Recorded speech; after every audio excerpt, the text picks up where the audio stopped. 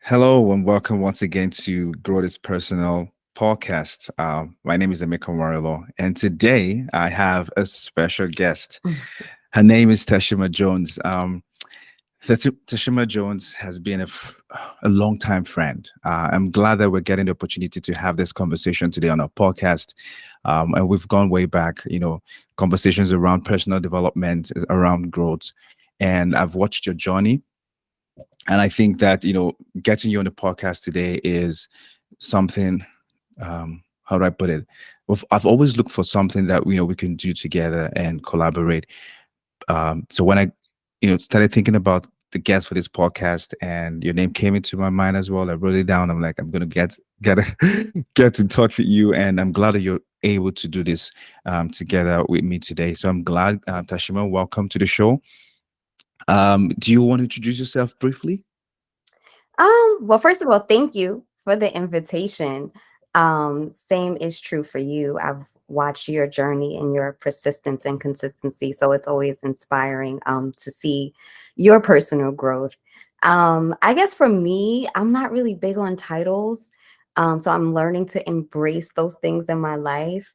I've written about 7 books, so I'm an author Yeah, I and saw that. life coach. Wow. Yeah, I'm an author and a life coach with the focus on inner wealth, and learning how to enjoy physical assets in a healthy way. Mm, So I'm a dreamer, and I'm just excited to be here. awesome. Awesome. Yeah, I mean, I was looking to your profile and I saw 7 times, like seven, you've published 7 books, and I was like, I think it was 20. I can't remember the year that I've got in touch with you. And to date, I mean, you've written 7 books. That's amazing. I think when I saw you, I think when I met, where we got in contact, maybe you had just 2 books then or something like that. I think that Mhm, was the being broke made me rich. But over mhm. time, you've published seven books. That's amazing, amazing. So today we're going to start with the conversation. One of the things that caught my attention with your profile is the inner wealth, and when it comes to personal growth or professional growth, the topic inner wealth is something that is very, I think is very important, to finding that fulfillment that we want out of life. So I want you to talk to us about, or talk to me about, inner wealth. What is inner wealth? When you say inner wealth, what does that mean? Yeah, so inner wealth is when you think about a personal financial statement, right? You have your assets, your liabilities, and you have your net worth. And when we consider those things when referring to the inner being, we think about happiness, we think about love and joy and peace and fulfillment, enjoyment. And then the liabilities tend to be anger, frustration, confusion, sadness, Mm, anxiety. And for me, it's important for me, myself personally, to not only be mindful of what those things look like on my balance sheet, but as well as sharing that with other people. I have a background in business, so I've worked in tech, I've worked in wealth management, mhm, real estate, all of these different industries. And what I learned along my journey, just in self-reflection, is that I was always the person asking people whether or not they were happy. Yes, we're mm, on these extravagant trips, and we have like all of these business deals and things of that nature. But my quest was about what was going on the inside of people, and speaking to top executives, people with millions of dollars. I began to learn that all of these external assets don't necessarily make people happy. mm, And with my business mindset, I started to do some inner work and some life work. And that's just the way it comes out through me.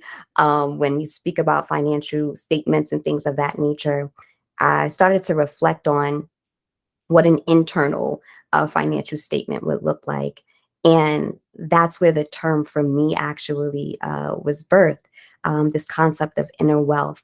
What is my inner being experiencing outside, separate and apart from the things that I'm able to have, the places I'm able to go, the people I'm able to meet? how is the inner being taking this in, and whether or not the inner being is actually being fulfilled. Mm, So yeah, inner wealth. I hope mm. that answers your question. Yeah, yeah, that does. As you were talking, some things came to my mind, and is the fact that, when we talk about financial wealth, oftentimes people relate it to the fact that, being wealthy means that you're able to get the good things of life, you're able to purchase, stuff, and you're able to go on vacations and stuff like that.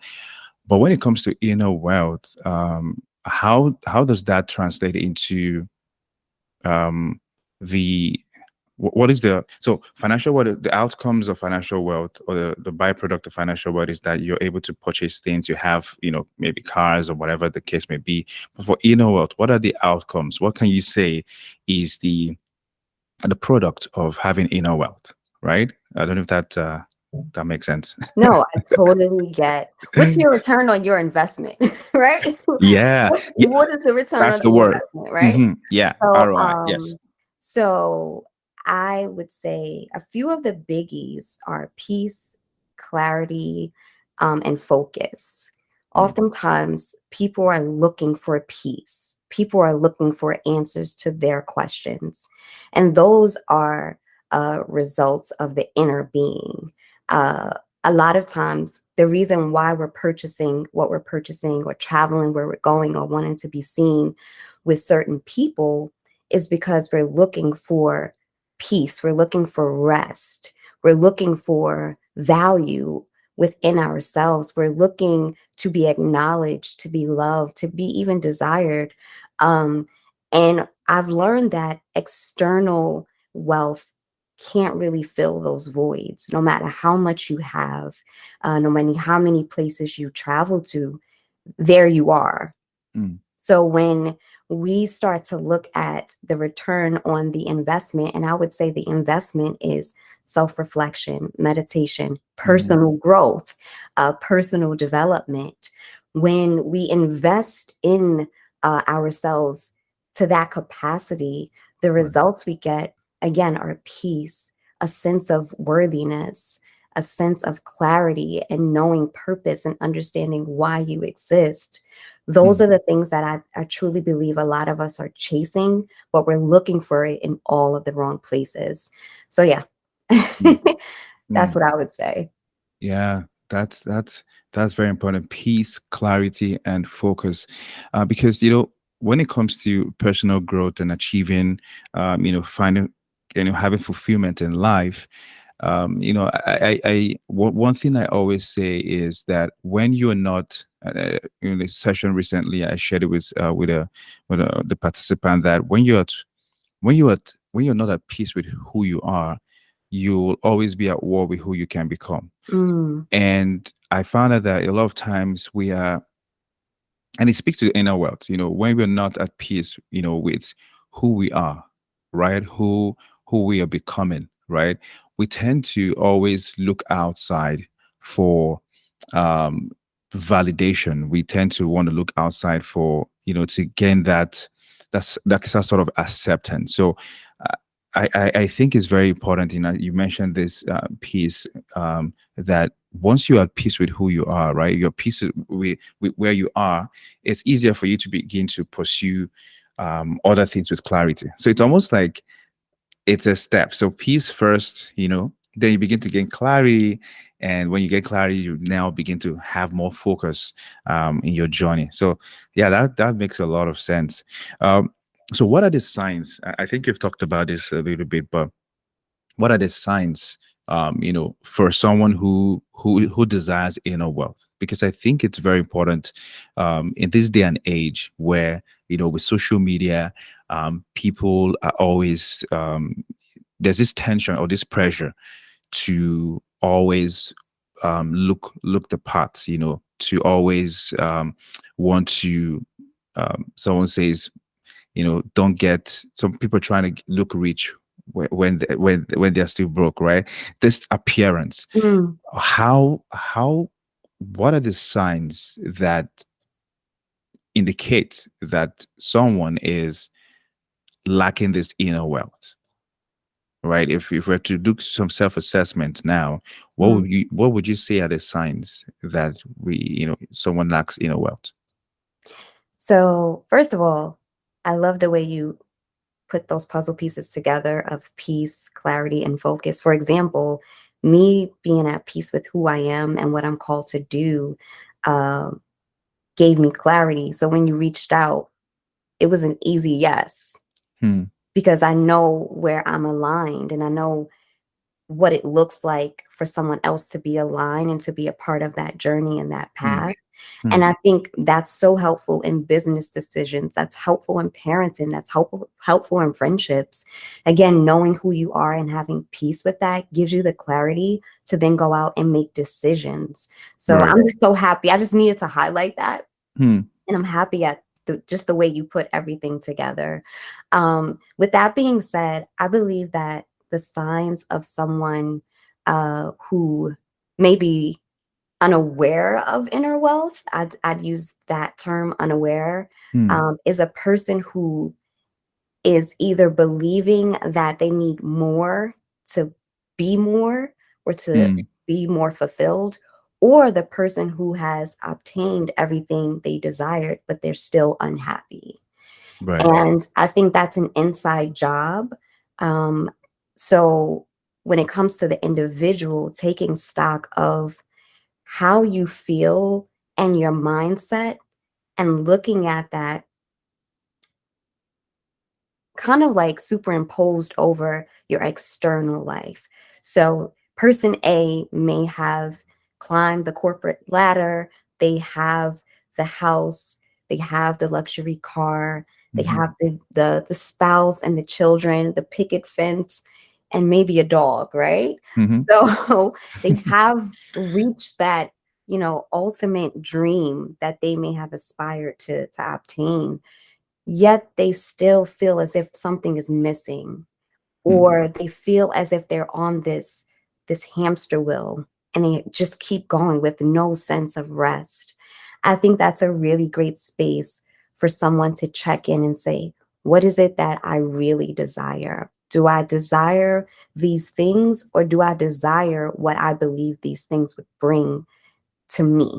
Or Hmm. make how do I desire uh what's my true desire? Pretty much, is it the Right. thing, is it the mate, is it the money, or is it what I believe that these things will help me to become or to feel, or am I trying to create an image based out of the things that I currently have? Uh, So that would be the person who has basically reach their goals externally, but they still feel as if something else is missing.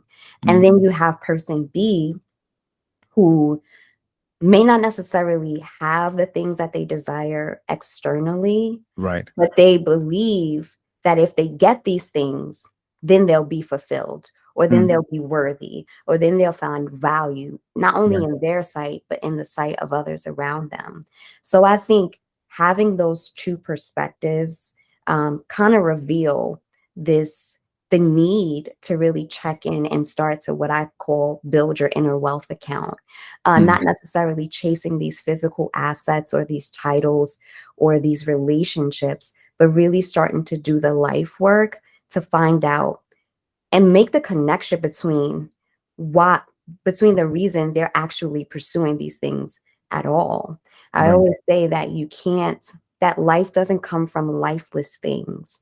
And when you think about the car and the Hmm. house and the title, they do not require oxygen to exist, but Hmm. you do, Hmm. right? So Hmm. it's like, how do you get life from a thing that has no life in it itself?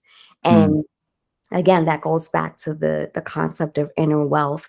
What are the things existing on the inside of me that I need to practice, that I need to build, that I need to strengthen and develop to really be a full person? Hmm. Hmm. I want to highlight a point you made.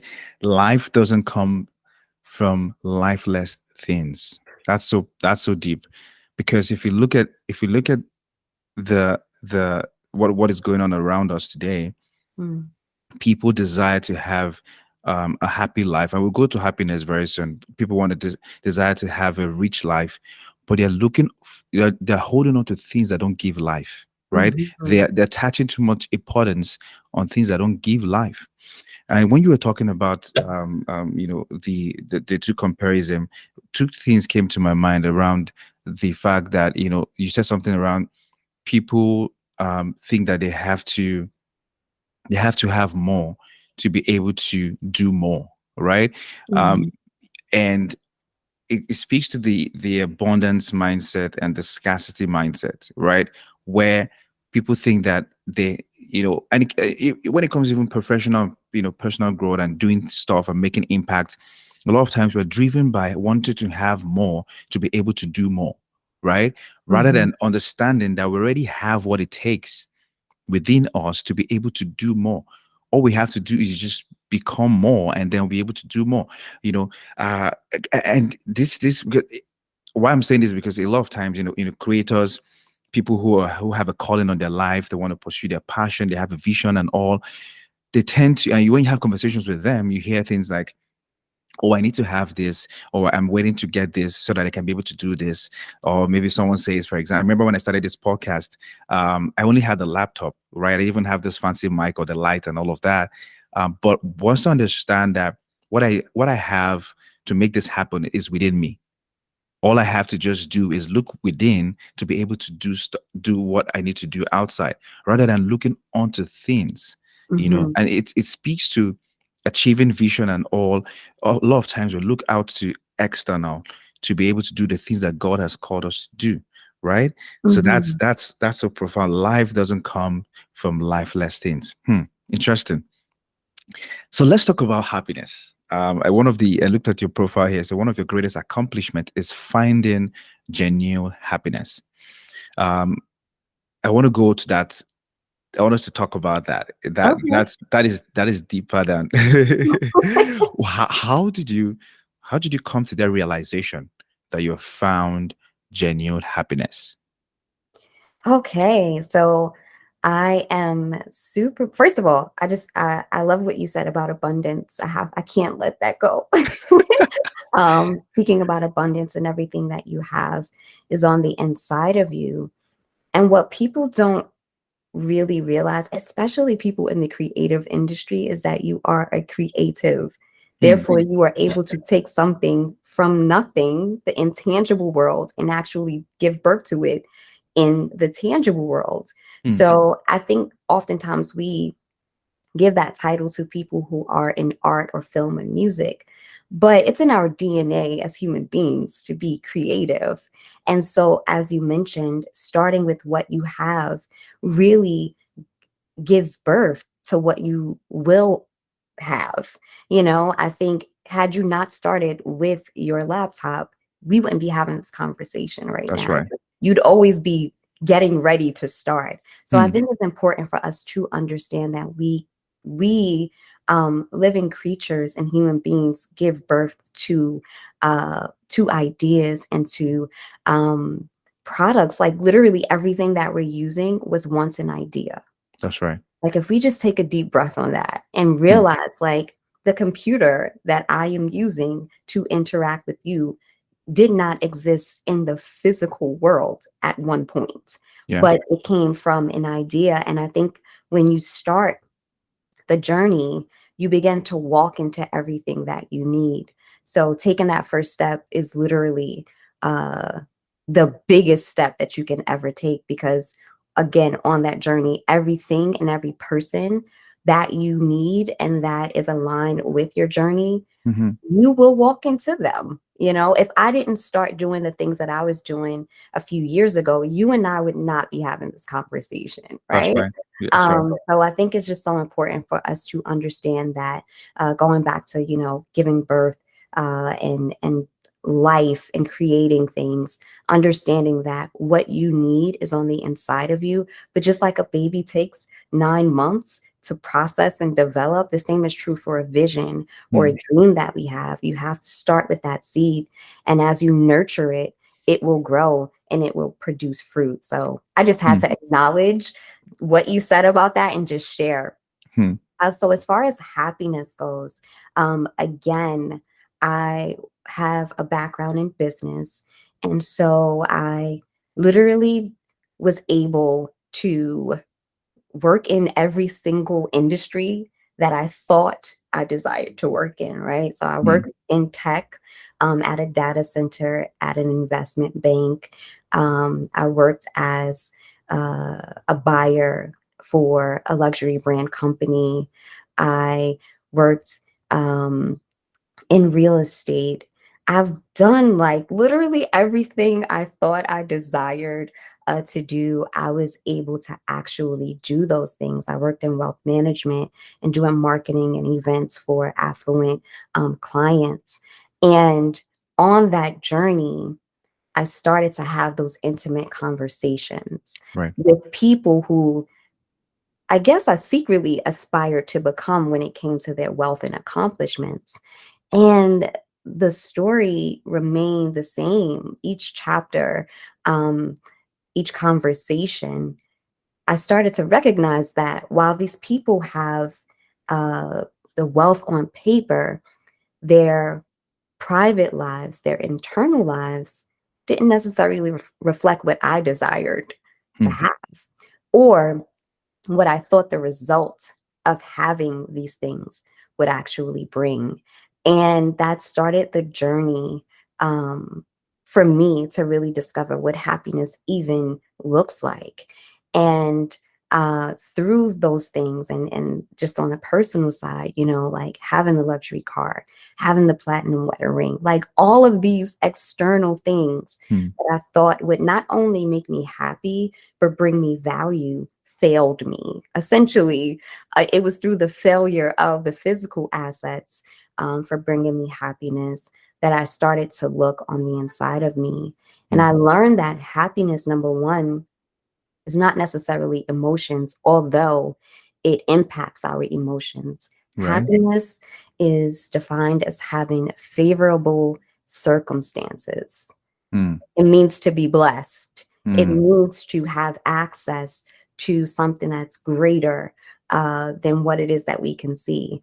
And mm, so once I always say knowing the definition of a thing helps us to use it properly. So a lot of times we use this word happy, but we don't necessarily know what it means.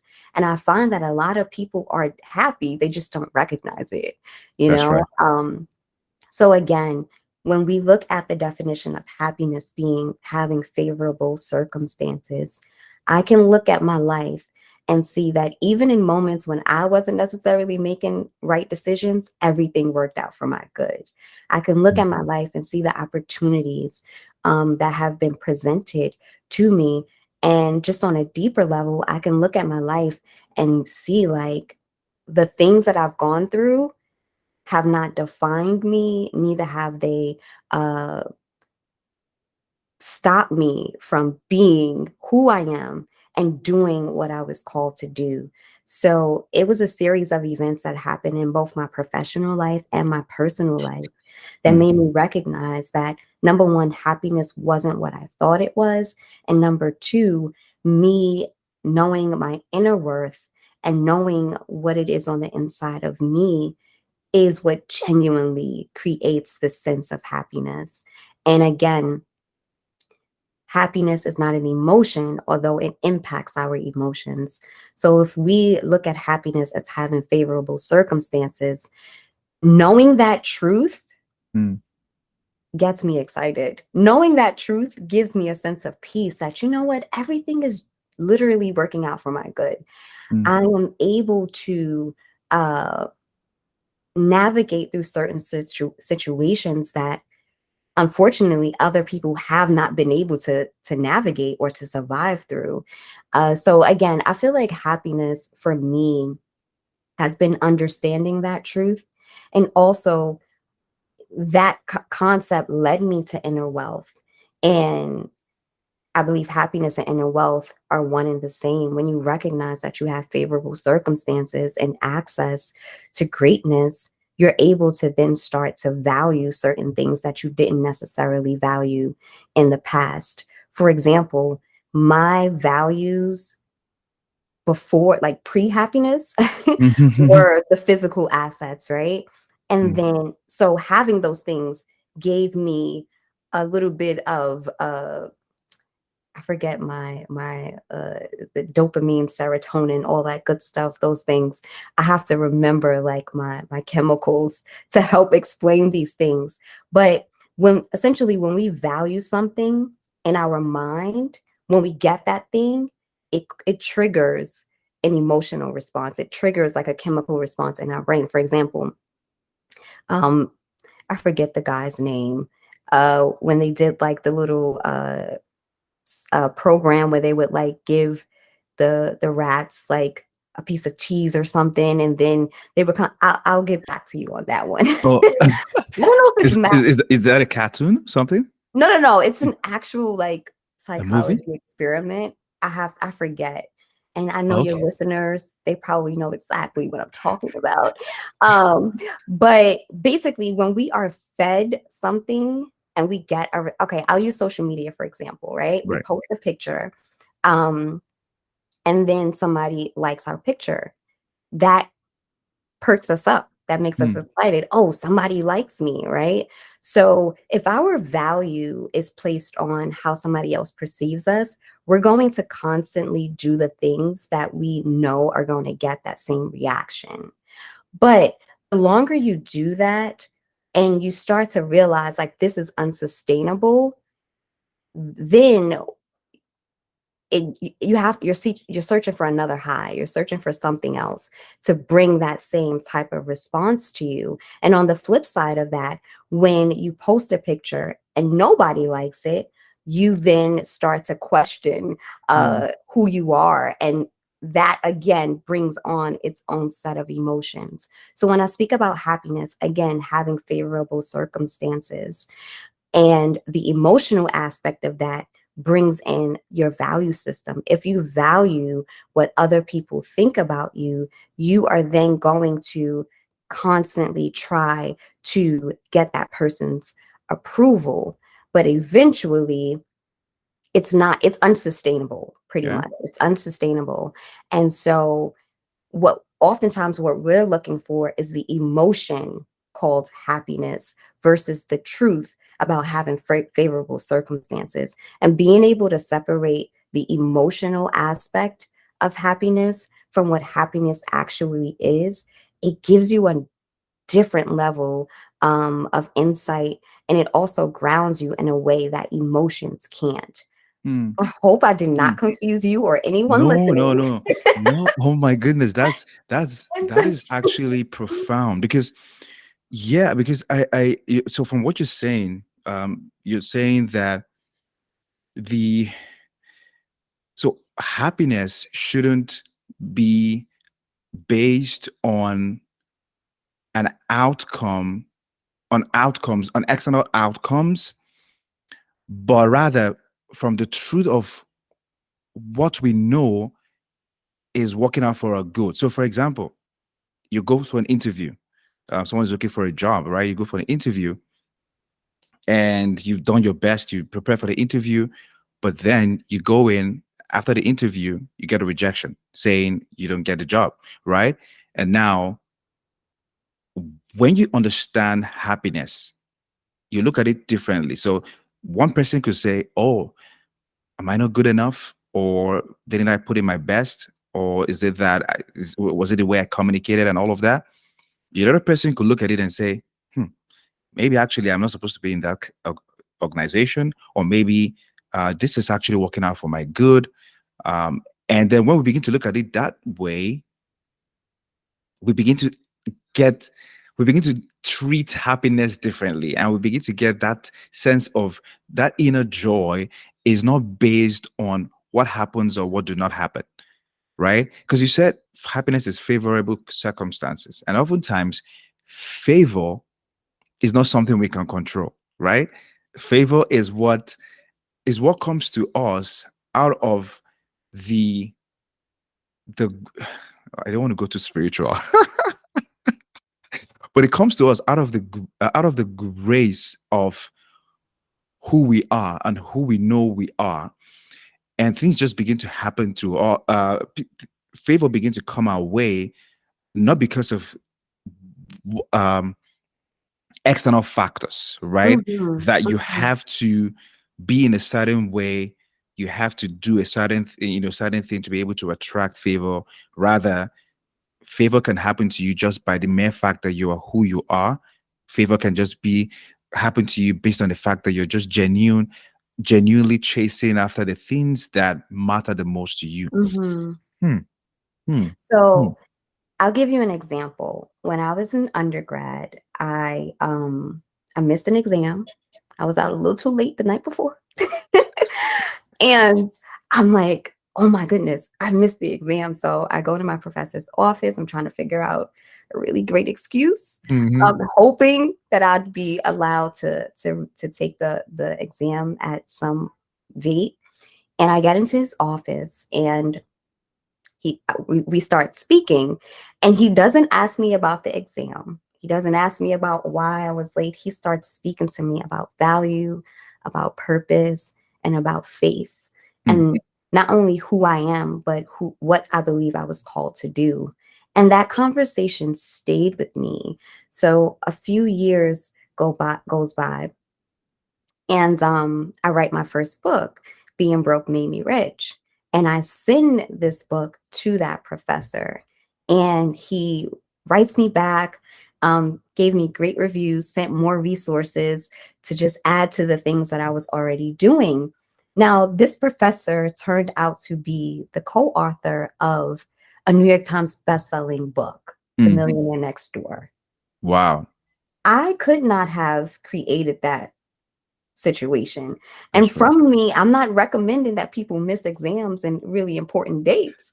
But Hmm. from that one mess up that I called a mess up, it literally landed me a personal an intimate conversation about life and the things that truly matter. And not only that, coming from a person who is not a stranger to wealth, for that person to actually speak to me about what I now call inner wealth, clarity, peace, knowing who you are, and faith, it really stayed with me. And that added to my inner wealth bank account, if you will. Hmm. It really helped me to see that surface level things don't equate happiness. They don't equate this joy that we're seeking when we're pursuing those things. So when Hmm. you speak about favorable circumstances, that was definitely a circumstance that I could not have arranged in my own power or in my own understanding. I was literally being taught by him and didn't even know he was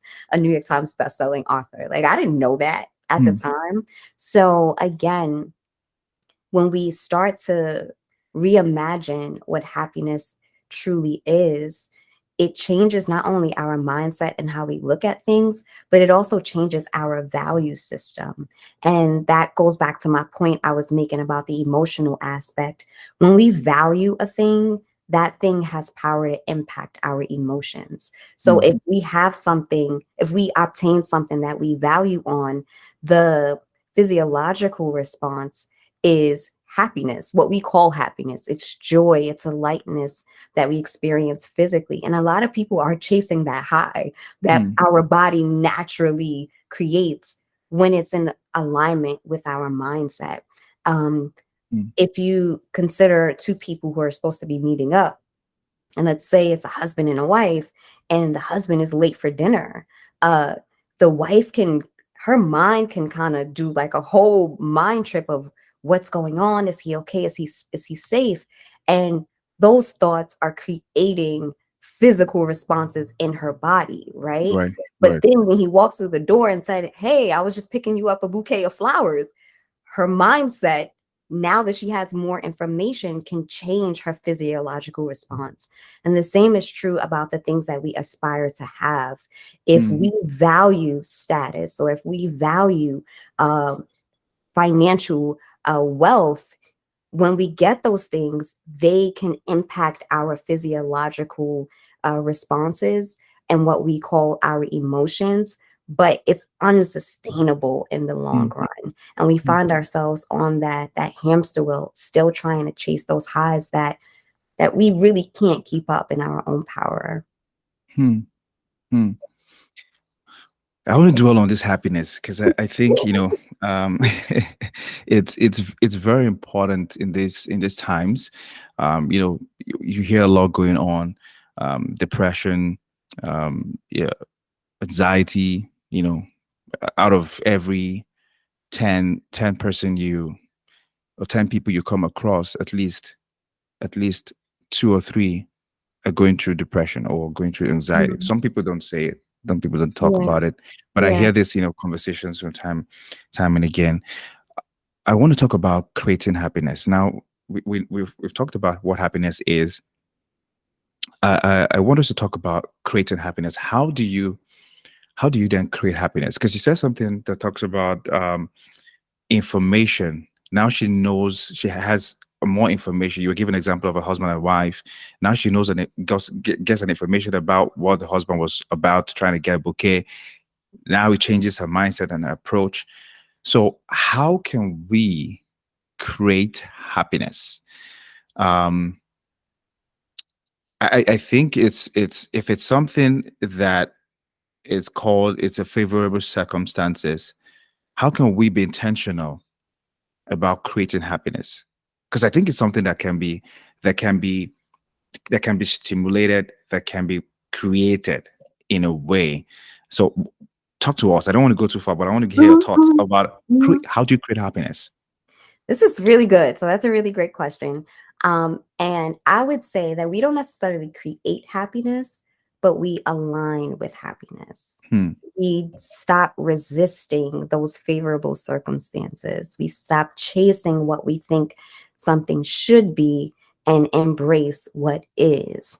And there's a lot that goes into that because I oftentimes well, we can't ignore that there are other things that may try to come against those favorable circumstances from actually happening. So that's like another portion of it. Mhm. But excuse me, speaking about alignment, I truly believe that we are able to align ourselves with the circumstances that we have. Hmm. And in doing that, we find that some people call it like this flow where you just kind of like I think Paulo Coelho says, the universe conspires with you, right? That type Hmm. of language that people tend to describe that idea of alignment. And so when we consider happiness as having favorable circumstances, then we have to say, well, what are those favorable circumstances? What is the good that's happening in my life right now? What are the doors that are open? Am I constantly trying to break down doors that are shut? Hmm. Or am I walking through the doors that are actually open for me? And I think that takes understanding identity. I think it takes understanding purpose. And I think it also takes embracing um, something or someone, that's greater than who we are. I always go back to my birthday. I did not choose to be born on April 5th. Hmm. Like, that was not something that I had any control over, right? And Right. the same is true for our entire journey. Hmm. We don't have control over the circumstances that we have. Even getting prepared for this interview, I'm constantly being reminded that you just have to be at peace, be at rest, know that you have favorable circumstances and everything is going to go well. Right. And it literally took a lot for me to Hmm.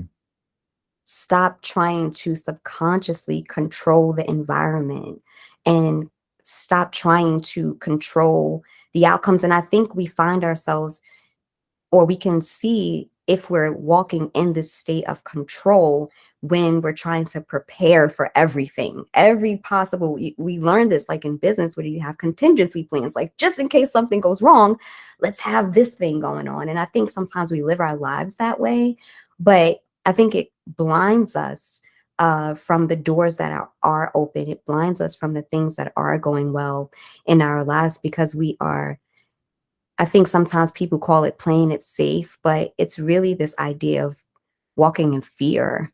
Like you're Hmm. afraid of things that might go wrong and you're totally ignoring everything that is going right. So when we think about creating happiness, I would consider it being aligning with happiness and looking at the things that you have. Going back to the laptop, Mm, you have the laptop. That's a favorable circumstance. Let's get this show on the road. Let's mm, do it, right? mm. And I That's think right. some people, when you take that example, some people look at, well, I don't have the mic, and I don't have this, and I don't have the website, and I don't have all these other things. So it stops them from using the very door that's open to them in that moment and in that season. Mm, So again, I think it's more of an issue of aligning with happiness, those favorable circumstances, recognizing what you do have control over, right. which is truly the only control we have is self control. Like, that's something we just have to embrace. We have Mm, to be okay with that. Literally, the only control that we have is self control. And what that looks like is how we respond to things. So we might not necessarily be able to control the circumstance or control the environment or even control the people in our lives, but we are able to control how we respond to the people, how we respond to the circumstance and the environment. And in doing so, you find your superpower. Like, self control is a superpower.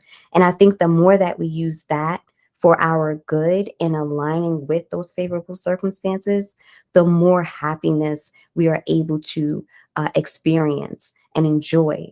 There's this increase of favorable circumstances mm, that we find ourselves living in. mm. Awesome. Alignment.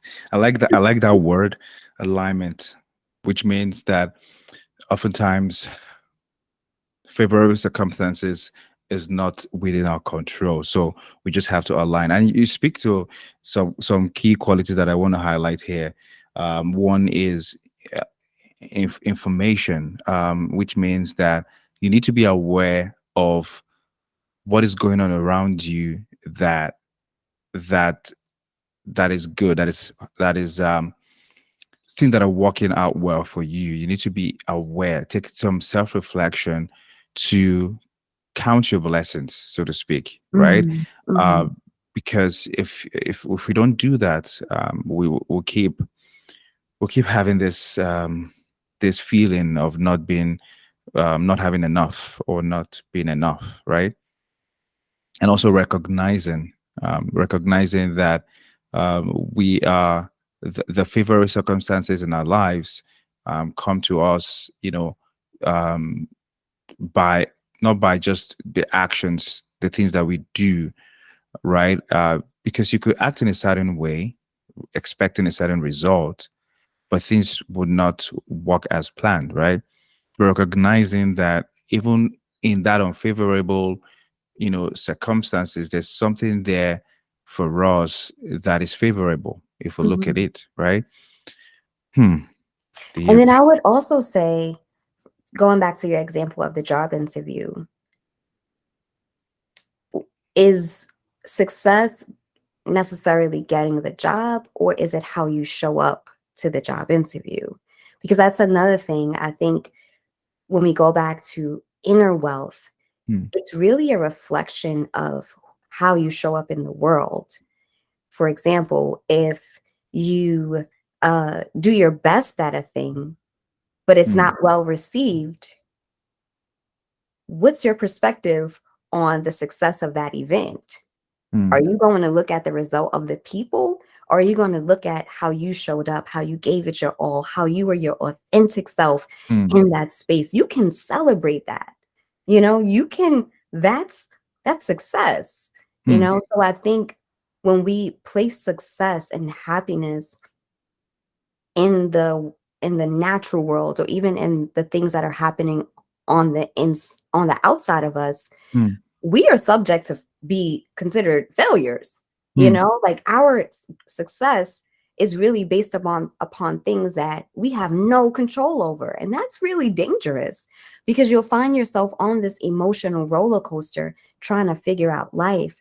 But I think if you do that inner work, what I call life work, and you start to recognize where your success comes from, where your validation comes from, where your value and your worth comes from, and then you start to value those things much more than the responses Hmm. of the natural environment or the physical circumstances and the people, that's a whole, you have won. You wake up a winner every day, So Hmm. going back to what we value and the things that we cherish, those things have the power to shift our emotions and to really change who we are on the inside. And that's too much power for something outside of your control to actually have. Hmm. Um, so that's one thing. And I think the other thing is just recognizing how uh, when we consider that posture of self control, understanding that that's the only thing we're responsible for. Because I also believe that we attribute happiness to how well we serve others, right? And Hmm. I think when we consider the fact that the only thing I have control over is how I show up in the world, then my efforts are coming from a place of love, not from a place of how somebody else is going to respond to me. Hmm. And Hmm. I think people weaponize love, people weaponize service because Hmm. they're doing it to get some type of feedback from someone, some type of result from somebody. But building your inner wealth account gives you the ability and the power to actually walk in love without any expectation. And that expectation can be validation, it could be money, it could be a car, it could be all of these other things. But when you are at peace with yourself, have clarity Hmm. about who you are, and you're focused on that thing, that's where true abundance lives. That's where true freedom exists. Is being able to do things without any expectation, but at the same time, knowing that you are happy, AKA, all things are working for your good. You Okay. have these favorable circumstances. So you're not trying to claw your way to the top, or you're not trying to do things just to get things. You are literally just walking in this space of freedom, love, and abundance. And that's a part of inner wealth. Come on, come on. I love it. See, you're truly a life coach. That's for real. Like you've dropped some life gems. And I think you should write a book titled Build Your Inner Wealth Account. I think that's gonna be a bestseller. Nice. I actually do have a book. It's called Eight Simple Rules.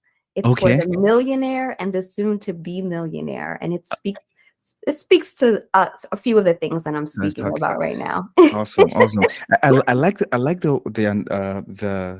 phrase, the analogy you gave around success, where you said that if we look at success as just showing up rather than the outcome, we begin to see success differently. And I wrote down here that success, oftentimes we look to the destination, right? We look to the outcomes, whereas success can just be the process, right? The journey, the fact that you were able to show up. I remember when Mhm. some time back I wanted to, I had this burden in my heart to start up a conference to bring young people together, to inspire them on personal growth, on entrepreneurship and stuff like that. And I remember I just finished university, graduated. Then I was yet to go serve. There's something we call youth service in Nigeria. But I wanted to do this event, and I didn't know how. I haven't done one before. But I did my research. I reached out to some speakers that I wanted to bring on board. It was going to be a free event, right? But I had to, raise some funds to get a venue and everything. I remember then I got a venue. I was aiming for something else, but I later on settled for a venue that was going to take, I think, about 350 people, right? This was the first event. I was going for a hall of 350, right? And, and through the process, I think when we finally, the event was over and we did the count, I think I had not up to 30 people show up. Okay. you know but looking back, and I think at that time, knowing what I know now, to me that was success. The fact that I was able to step out and do something like that, even if it was just two people that showed up and their life were Mhm. impacted, the fact that I could, go out of my comfort zone to do stuff like that. It was not like a university event where it's much more controlled. You student, you can always gather student. Now I was going out into town to host an event, and people Mhm. still showed up. 25 people showed up. When I look back at that journey, to me that was success. That the hall Mhm. was not filled with 350 people, if that was what I was looking at for success, I probably would stop, because Mhm. after that, I went on to do, I think, three more events before I call that, I close a chapter to that project. But if I had looked at the outcome of, okay, that hall is going to be filled with 350 people as success, I probably will stop. So if we Mhm. begin to look at our lives and success as a journey, and as showing up, making that first post, or Mhm. making that, creating that first content, or writing that first blog, even if you haven't written a Mhm. book yet. If we look at success that way, I think we'll go far in our Yeah. journey.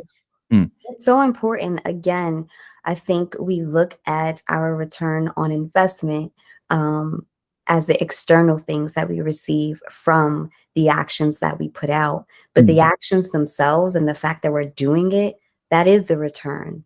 That is the glory. That's the excitement that we get um, to experience. And again, where is our value placed? If our value is placed on the response of other people, therein lies whatever we get. So however this person is feeling on that particular day, you're literally riding on the emotion, the mindset, the mm, circumstance that that person is in that very moment to define you, to give you value and success.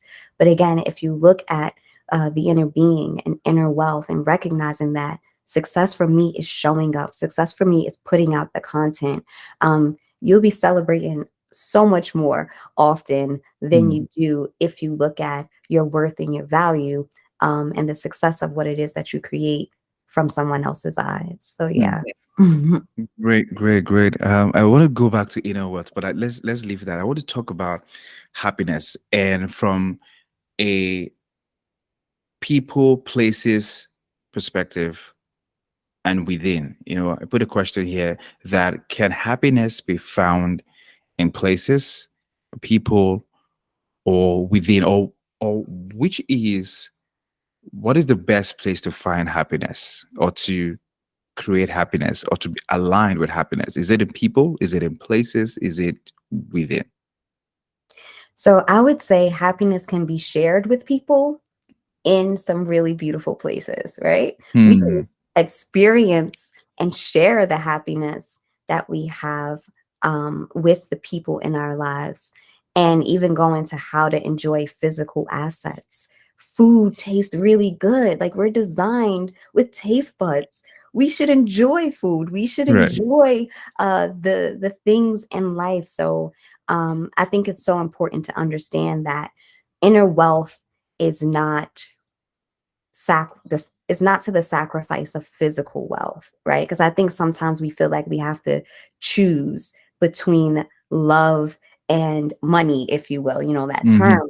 I think it's just important for our values to be placed in the right thing, Right. because it's only through that that we can actually uh, enjoy the things that we have physically or in the natural. So again, I believe that we can share our happiness with other people, and we learn how to experience in a healthy way the things that we are blessed to have. With that being said, happiness is really from the inside of you. I see happiness not only as favorable circumstances, but the invisible result of happiness is this surety, it's this peace, it's this calm confidence that we have, not only in our relationships and in our work, but just in life in general. Mm. When we look at the earth and how abundant and vast it is, we're able to see that we're designed to for greatness. Like, if the earth reflects anything about who we are as human beings, I think it shares this idea and this concept that, number one, there's something or someone so much greater than us, but at the same time, we get to experience this abundance. We get to be a part of this abundance. Mm. And when we consider that, we have to understand that it's so much bigger than what we can see. And I think that's where you find happiness, where you go on the inside of you, when you go into your mindset, into your conscience, when you go to discover the things that we call love and joy and peace. Like, these are not things you can go and just purchase at the store or buy online, right? Like, No. nobody's out there talking about I'm selling love, you know? Yeah, yeah. You can't go get those things from the market. But we use those terms so often, not really understanding that it's beyond what the eyes can see. It's beyond what money can purchase. It's beyond what we can create with our own hands. So it's definitely an inside job. Inside job. Happiness and finding it is definitely an inside job. Inside job. Mhm. Hmm. Awesome. Okay. Now let's talk about people use this phrase a lot. Live your best life, right? I'm living my best life, and some people use it as a end note. Go live your best life, right? And when I was thinking about our talk today, and happiness and inner wealth, this phrase comes to mind. Living your best life. What does that really mean? When people say, from your perspective, I'm living my best life, what does that mean? Whew, it's hashtag live your best life, right? So I guess I'll start from like the external. I think oftentimes when people use that phrase, they are referring to what it looks like on paper or what it looks like on your social media feed. Like, you don't necessarily see hashtag live your best life with the person who is like crying and going through like their personal growth and they're like, Mm, live your best life. Like, that's not normally a hashtag for those moments that mm, we would rather keep hidden from the public. So I think it goes back to your value system. When you see or hear someone use and or say that phrase, I think it's important to look at the fruit that they produce in their own lives and what they consider living your best life. And I think it reveals their values. So if you affix that term "live your best life" to you sitting on a yacht or driving, a convertible, then that's just revealing your value system. This mhm. is what you say living your best life looks like. So I think that's just from a societal or even like a pop culture perspective. I truly believe that when we use that term, it's only a revelation of what that person values. Does Right. that make sense? Yeah, makes sense. Okay, cool. So when I refer to living your best life, I look at it as, first of all, discovering what life really is, right? Like, Hmm. when we look at the different walks of life that people have from a surface level, you can't say that the person in the penthouse has more life than the person who is cleaning the penthouse. You Mm, can't define life based on your title or where you live, right? Or even the relationships that you have. Life is so much bigger than what we can see.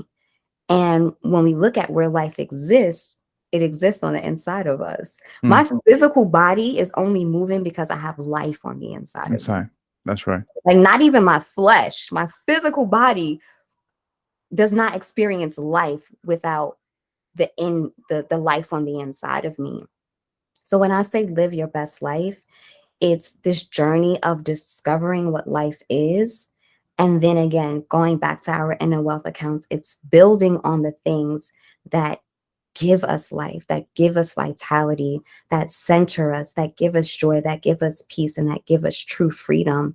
And a lot of times, along with that term live your best life, you also hear about this term financial freedom, or being free, and oftentimes it's always attached to having more money. And it's like, a lot of people who have money are prisoners within themselves. They're That's right. prisoners within the wealth of the earth that they've obtained. So I truly believe that living your best life is knowing what life is knowing who you are in life, and it's also arriving to this place of freedom to be that person that you discover on that journey.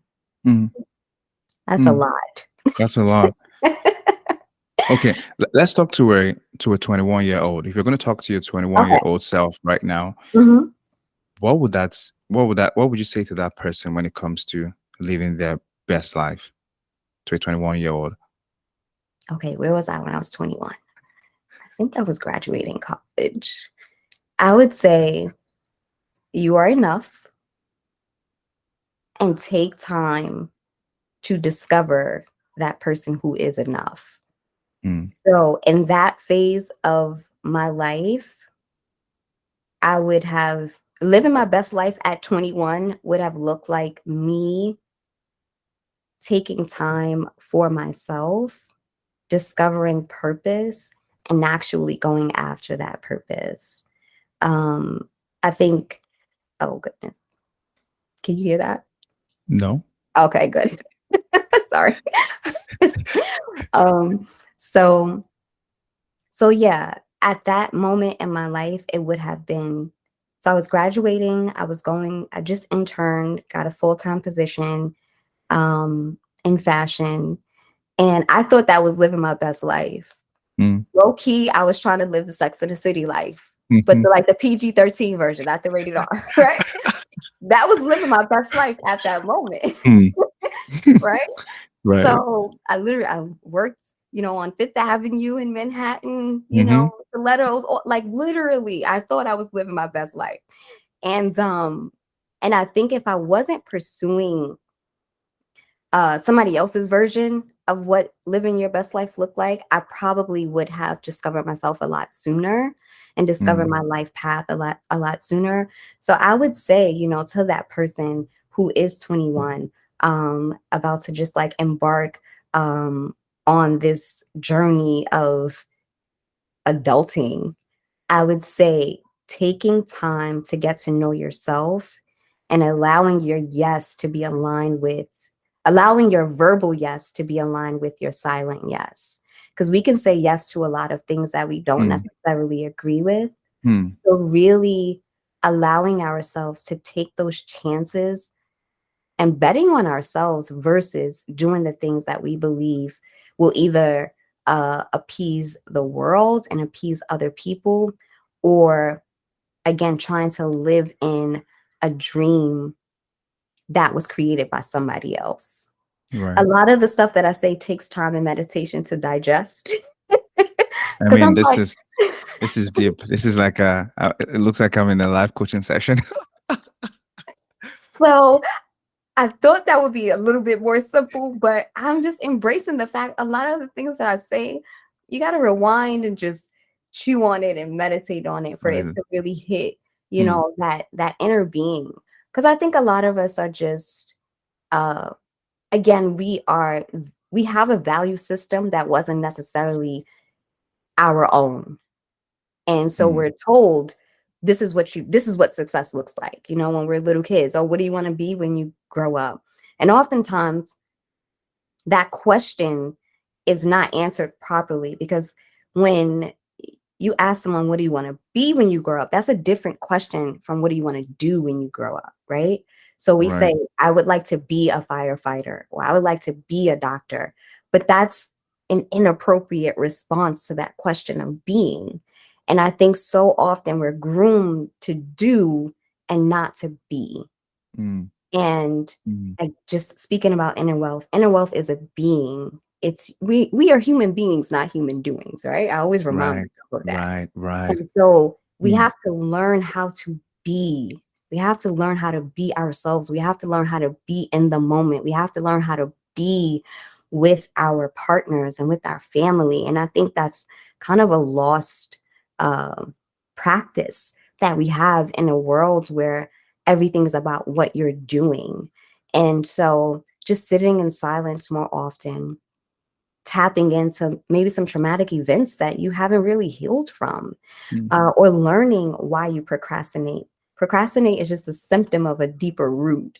Learning why it is that you say yes to functions that you really don't want to go to, and really starting to do some self reflection and inner work to discover who you are, so then you can go do and do it in a sense where it's authentic, where you're actually excited about the work that you do, and I truly believe when you're on your life path, you are able to meet the people that you're supposed to connect with, and you're able to receive the wealth, the external wealth that you are supposed to have. So yeah, to that 21-year-old, set aside 20 minutes a day to just do some self-reflection. And Hmm. I think life will be birthed through that. And your best life will be birthed through that. Get through that. Hmm. Wow, that's a lot. That's a lot to chew in. I'll probably listen to this podcast later again.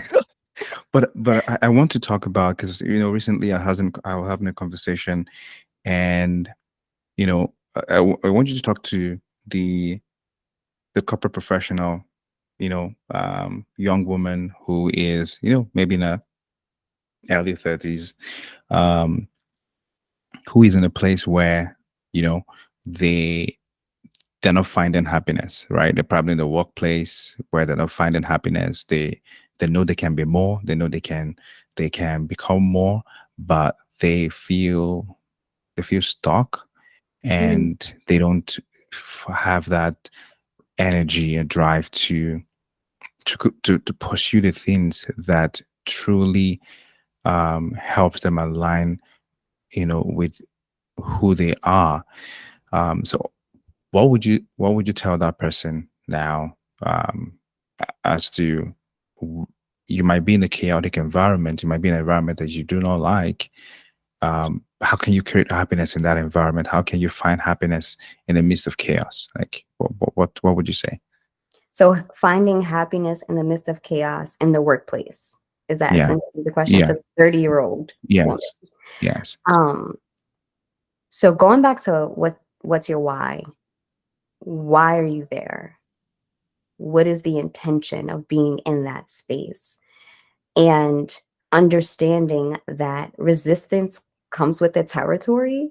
So the 30-year-old woman who believes she is in the right work environment and it's purpose for her to be there, I think that can strengthen you and kind of shield you against the resistance that may be coming towards you. So that's one perspective and Mm, one space, understanding that if you are supposed to be there, then placing more value on purpose and being in position versus placing more value on the things that are coming against you.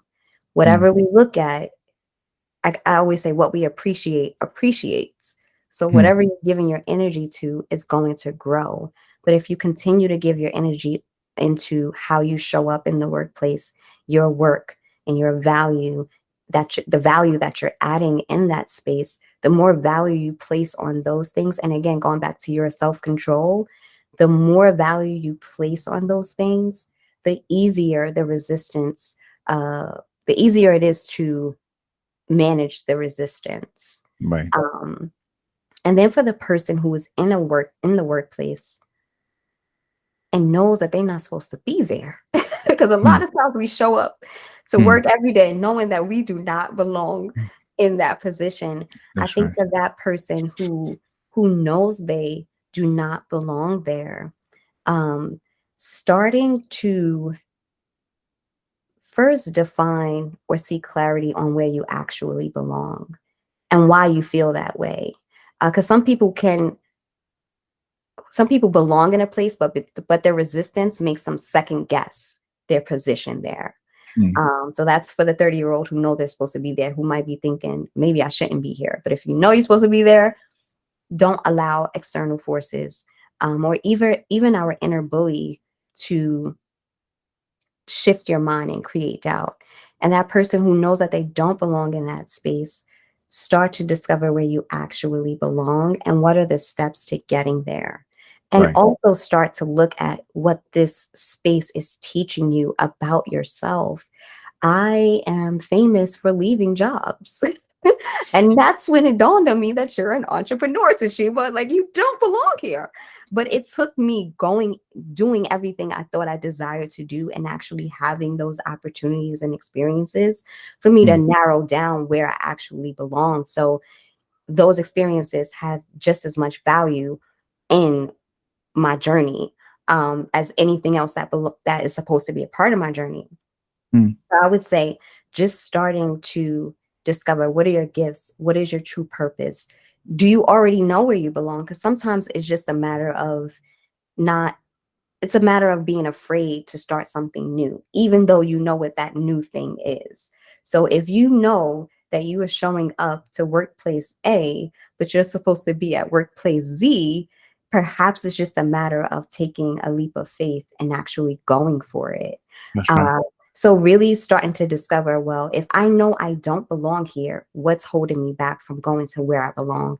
Is it me not knowing where I belong? Because then you can start to do the life work on discovering that place. Or if you know where you belong, maybe it's just a fear or procrastination. So starting to find out, okay, I know I don't belong here, but where do I belong? And if you know where you belong, start to focus on what that path looks like to getting there. And if you don't know where you belong, start to, I guess, pursue that answer. And sometimes it takes leaving one space to actually discover it.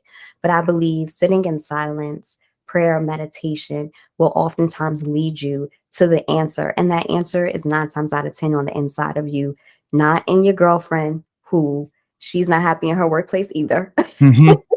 Not in people who may not necessarily have the same core values and core beliefs as you Beliefs. do. Oftentimes, it's already on the inside of you, and delayering the fear and the procrastination and the hesitation to really discover what that answer is. Hallelujah. Amen. Wow, wow. This has been an enriching conversation, I must say. We'd like to do something in the podcast to ask our guest. We call it the final three. The three questions that we ask out of just random questions to get your feedback, and you can respond in one answer, like one word, or you can give. Sometimes we like to just give you the opportunity to talk more about that one word. But if you were to talk about, the first question is, what is that one person that has influenced you in your journey to finding inner wealth? Who would that be? The one person I would say, I'm not saying not God, no. no, I know that's a cheat one, right? Yeah. I would say myself. Hmm. I would say myself because I have lived many lives. Hmm. So my 5-year-old self has helped my 14-year-old self. And my 14-year-old self has helped my 21-year-old self. Hmm. And my 35-year-old self is helping my soon to be 40-year-old self. Wow. So I would literally say myself, and just looking back on who I used to be and learning from that person, loving that person, helping that person heal, um, and just being a student of life in general. So I would say myself. I hope yeah, I'd say myself. No shade to my family and friends and the people I admire. Perfect. Perfect. Perfect. Perfect. I remember one when you said myself, it reminds me of I don't think I want to mention his name. There was I think it was an award or something, and this person's a celebrity stood up and wanted to give like a vote of thanks, but he was calling himself, I want to thank me. I want to thank me, It's yo. totally not in the same vein as that. I'm hoping it doesn't come off that way. No, no, no, no, no. No, it doesn't. It doesn't. Okay. The next question is, if you were to um recommend one book that you have read that has impacted your journey to building inner wealth, what would that book be? Mm, wow. Wow. What book would that be? I mean, I've read a few, and then a few of mine come to mind. I mean, it could be a book, It right? could be. Yeah, It it could could be a book. okay. All right. So I would say Being Broke Made Me Rich. um, that really, it's a financial memoir about mm, my journey in entrepreneurship. And so, but in it, I speak about these different phases of my life. mm, And I literally had to go back into those phases to see what I was chasing and what was right in front of my eyes the whole time. mm, And being able to reflect on those moments have helped me realize not only the work that had to be done, mm, but also the adventure that I had been on the whole entire time. And because I was looking for something else or looking for it to look like something else, I wasn't necessarily embracing the adventure that I was on. So mm. yeah, I'd say being Being broke made broke me make me rich. rich. That's a powerful title, and I think if you indulge us, we're going to invite you again, and we're going to center and just that topic, being broke make me rich, because I think there's a lot to unpack in that word, and it's I don't know if you have a do you have a show on this, being broke make me rich? Like it sounds like a show where you know almost like a podcast show or something that you know you bring in people and they will come talk about their journey to finding. Yeah, just me thinking to my mates. No, that sounds good. I'm taking notes. I will give you a shout out on the podcast. I'll give you credit for Yeah, like I mean, the it's idea. a podcast. I see it as a vlog, and bringing people who out of nothing they've been able to create something for themselves, Yeah. and it's gonna be a blockbuster. So I don't know, but just thinking it out. No, sounds good. Yeah, so just put somewhere in your calendar. I'll probably invite you again to come talk about this Definitely. topic because it's something that I think we need to unpack much more. And I should get that book. I should get that book as well. The last question, and this one is very important. All are important, but this one is very important. Mhm. So, if you were to recommend or you were to pass on an advice that you received in Mm. your journey, that has shaped the way you approach life, that has impacted your journey to build an inner wealth, and now it's your time to pass on that advice to someone, what would that Mm. advice be? Ooh, so what advice would I pass on to someone else? In regards to what again? In regards to your journey of Mhm. becoming, of creating happiness, of building inner wealth, and becoming all that you were born to be, Mm. what would be that advice? It could be, advice from someone giving a personal advice. It could be an advice from a book or something, or a teaching you listen to that you've held on to, and you want to pass that advice to someone Mm. to find, inner wealth as well. Ooh, I would say to live by faith. Mm, And I read Harriet Tubman's like a biography on Harriet Tubman. mm, And it's so interesting because I read this book and then I randomly, quote, air quotes, met her nieces locally. And okay. they walked up to me and said, I just feel like we're supposed to tell you that we're Harriet Tubman's nieces. Remember, favorable circumstances, Right. right? Okay. Yeah. So, and this is like literally around the same time that I was reading the book. And she was a woman of faith. And I think when we consider that, we embrace the reality that there's more to life than what we see. Mm, And we're also, when you look at her life, we're also able to recognize the things that we can accomplish by faith, right. not our academics, not who we know, not based on the government and the laws that may be for or against what it is that we seek to do.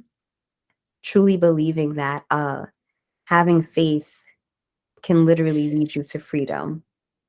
And that stayed with me from that book, uh, because all odds were against her, right? mm, mm, And I think when we recognize that we are responsible for not only coming to this place of freedom for ourselves, there's like this responsibility to also help bring other people to that place of happiness and to that place of freedom, which is something that she did, you know? So mm, I think that piece of her story, just being led by faith, really stayed with me. And it was in a tangible way. You know, it wasn't like having faith for things that were only in the intangible or spiritual world.